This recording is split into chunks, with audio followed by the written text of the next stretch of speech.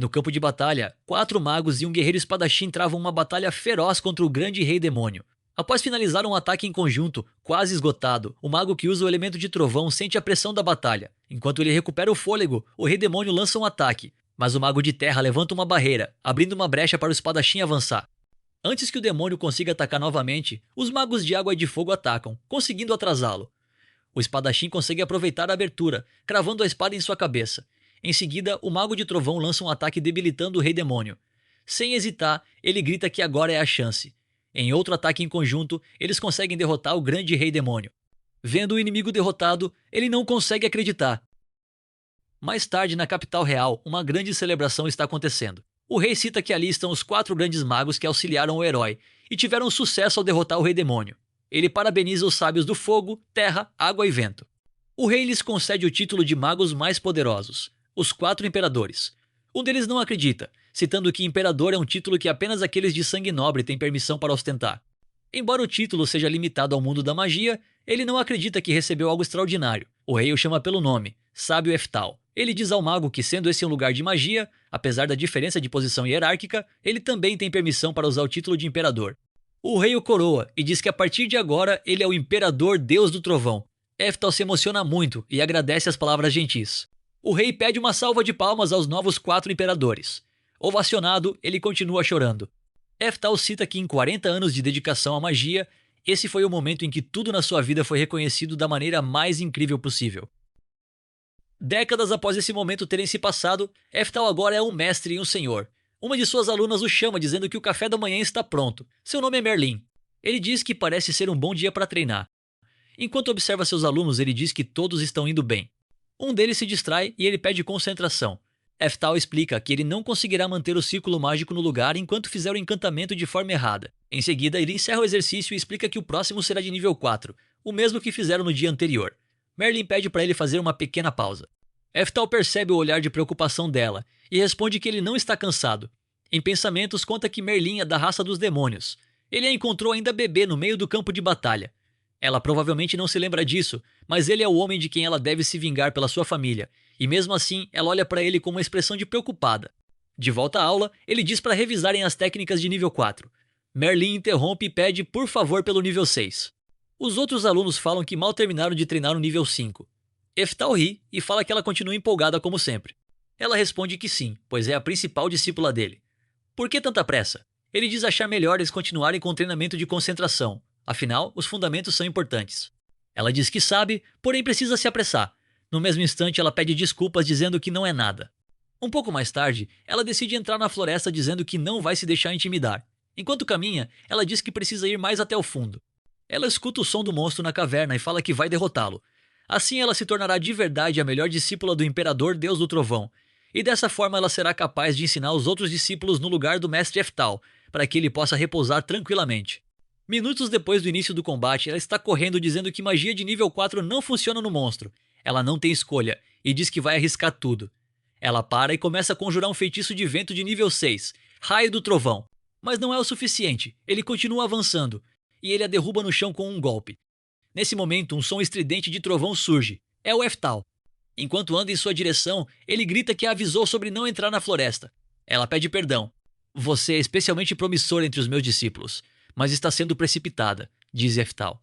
Ele explica que o poder adquirido às pressas é frágil. Nesse momento, Merlin fica em pânico. O monstro aparece novamente nas costas de Eftal. Furioso, ele diz à fera que ele está no meio de um sermão. Com uma magia de nível 10, ele faz do monstro pó. Já de noite, ela está encantada com a força dele. Ele diz para ela não revisar nada por agora e manda ela ir dormir. É quando ele começa a tossir, há sangue em sua mão. Ele diz que é a doença maldita, lamentando o fato de ela vê-lo assim. Porém, ela diz que já havia percebido, e é por isso que ela quer se tornar qualificada o mais rápido possível. É nesse momento que ele percebe o motivo de ela ter se esforçado tanto. Merlin diz que ele precisa se cuidar e repousar mais. No entanto, ele responde que não lhe resta muito tempo. Ela questiona o porquê de ele continuar treinando os mais novos, mesmo estando doente. É para preparar sucessores promissores como você, responde Eftal. Ele conta que seu objetivo principal era se tornar o mais forte do mundo. Segundo ele, se você aspira a usar magia, acaba almejando o ápice. Mas ele não será capaz de atingir esse nível. Merlin diz que ele é sem dúvidas uma pessoa poderosa, o Imperador Deus do Trovão, o mais poderoso. Em pensamentos, ele entende o ponto dela. Mas comparado aos outros 3 jovens imperadores, ele não chega nem perto. Até mesmo na luta contra o Rei Demônio, ele era o único desesperado por ser o mais velho. No outro dia, logo cedo, um de seus alunos tem uma notícia importante. Parece que o Imperador Deus das Chamas estabeleceu uma teoria sobre aptidão mágica. Como assim? Responde Eftal.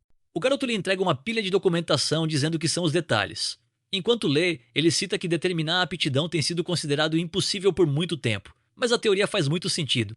Como era de se esperar do Imperador Deus das Chamas, cita ele. O garoto pergunta o que ele vai fazer agora. Tudo pronto para os testes. Eftal diz que primeiro vai testar com a Merlin.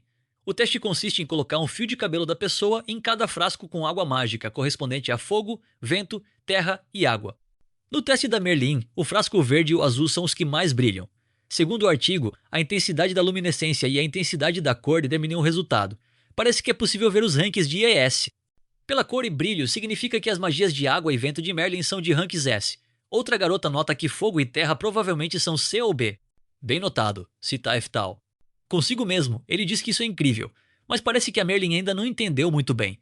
No curso básico atual da Academia de Magia, eles ensinam aos seus alunos todos os tipos de magia, e após certos anos, a etapa final é determinar a sua maior aptidão. Entretanto, se souberem logo após ingressarem à academia... Não, se for logo após o nascimento, se descobrir a especialidade da criança, ela será muito mais poderosa no final. Isso deixa ele muito empolgado. Em seguida, ele diz que o próximo a testar vai ser ele. Merlin pergunta se há necessidade de ele se dar a esse trabalho, afinal ele é um dos 4 imperadores. O outro garoto pergunta o que foi, se ela não quer ver o potencial do mestre. Todos ficam empolgados. Em pensamentos, Eftal diz que quer muito saber, mesmo que ele não consiga alcançar o ápice da magia, quer testar para ver se tinha esse potencial. Ele cita que se esforçou dezenas, até mesmo centenas de vezes mais do que os outros.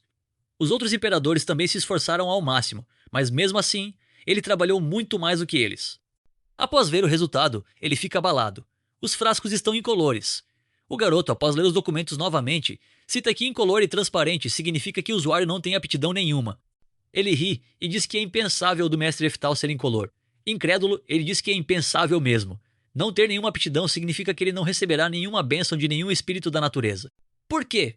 Se pergunta ele, dizendo que é o Imperador Deus do Trovão. Merlin fala que talvez tenha ocorrido algum erro no procedimento e pede para refazer. Sem hesitar, ele concorda e diz para preparar outro, falando que deve ser algum tipo de engano. Mas não importava quantas vezes ele testava, nenhuma cor aparecia. Muito frustrado, consigo mesmo ele questiona o porquê disso estar acontecendo. De fato, ele sempre foi mais lento que os outros para aprender magia, e só conseguiu superar os outros por continuar trabalhando duro, incansavelmente. É quando ele entende o motivo de não se destacar em nada comparado aos outros imperadores. O motivo para a distância entre ele e os 3 só aumentar: não ter aptidão para magia.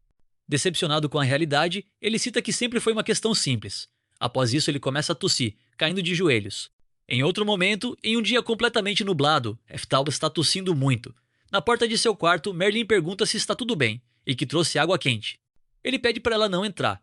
Em seu leito, cita que sempre pensou que um dia iria alcançar o ápice da magia, mas ele não foi capaz de superar a barreira do talento. Naquele momento, toda a esperança e os sonhos foram destruídos. Não.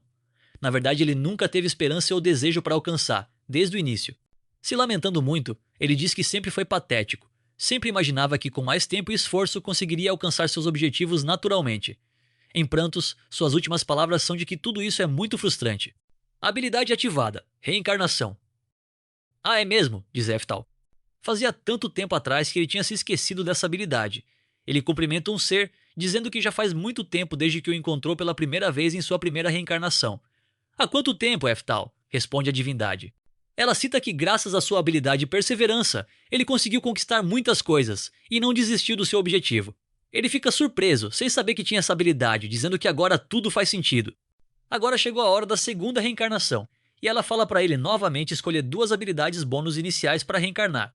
Que tal dobrar a taxa de evolução? Sugere ela. Imediatamente ele responde que não, pois está tudo bem se não der nada a ele. Ela fica surpresa. Ele cita que já tem todo o conhecimento de magia armazenado em sua cabeça. Apenas ter tempo suficiente para se empenhar e chegar ao topo já basta para ele. Como esperado, diz a divindade. E cita que mesmo ele não possuindo nenhuma aptidão necessária, ele conseguiu ascender ao posto de um dos 4 imperadores. Não se trata apenas do poder de habilidade, mas sim da sua força de vontade. Ele responde que não tem certeza disso. Ela entende e pergunta se é isso mesmo que ele quer. Eftal concorda, e ela lhe deseja uma ótima viagem. Agora no corpo de uma criança, ele acorda. Suas lembranças de sua última vida estão voltando. Ao descer as escadas e se ver pela primeira vez no espelho, ele diz que é o imperador deus do trovão Eftal. De repente, sua mãe aparece, chamando ele de lindinho. Ela pergunta se ele dormiu bem, mas ele só consegue dizer que está sendo sufocado. Ela pede desculpas e diz que o café da manhã está pronto.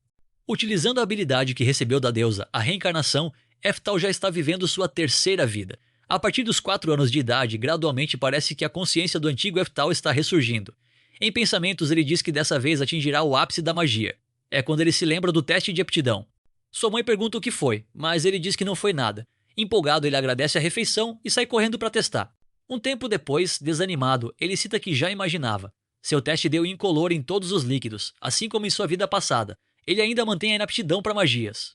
É quando surge um dragão. Seus olhos estão vermelhos, e Eftal percebe. Alguns cavaleiros da guarda passam ao seu lado, gritando que o dragão está indo em direção à capital real.